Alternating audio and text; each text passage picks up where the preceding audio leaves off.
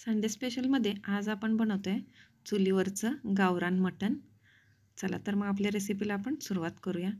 तर मी इथं चुलीवरती एक पातेलं ठेवलं आहे आणि त्याच्यामध्ये 2 चमचे तेल घालून घेतले आणि याच्यामध्ये बारीक चिरलेला एक मोठा कांदा. तर कांदा आपल्याला हलकासा लालसर रंगावर परतून घ्यायचा आहे. चुलीवरचं मटण एकदम भन्नाट लागतं. तर आता आपला कांदा परतून झाला आहे आणि त्याच्यामध्ये मी साधारण 1 किलो मटण घातलेलं आहे. आणि या मटण टाकून झाल्यानंतर आपण याला मिक्स करून घेऊया. आणि याच्यामध्ये आपल्याला आता थोडीशी हळद आणि मीठ घालून घ्यायचं आहे आणि परत एकदा मिक्स करून घ्यायचं. आणि त्याच्यानंतर याच्यामध्ये गरम पाणी घालून घ्यायचं, म्हणजे मटण आपलं लवकर शिजतं. चुलीवर साधारण आपल्याला अर्धा 1 तास तरी लागणार आहे मटण शिजण्यासाठी.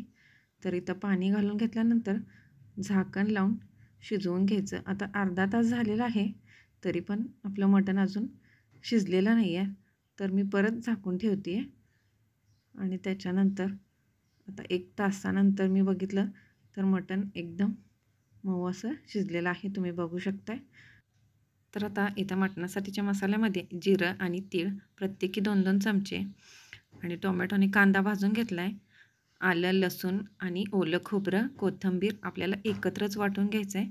परत आता मी इथं चुलीवरती दुसरं पातेलं ठेवले, त्याच्यामध्ये 2 चमचे तेल घालून घेतले आणि आता याच्यामध्ये आपण जो वाटण करून मसाला घेतला आहे तो याच्यामध्ये घालून घेऊया आणि छान असा तेल सुटेपर्यंत याला परतून घ्यायचं आहे.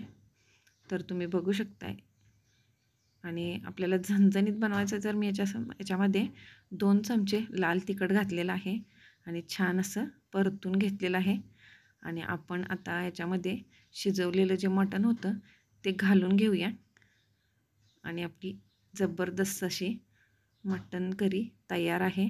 तुम्ही बघू शकताय, खूप छान तरी पण आलेले आहे आणि भाकरी आणि चपातीसोबत एकदम जबरदस्त लागते. तर याच्यामध्ये चवीनुसार मीठ घालायचं आणि रेसिपी आवडल्यास लाईक करायचं.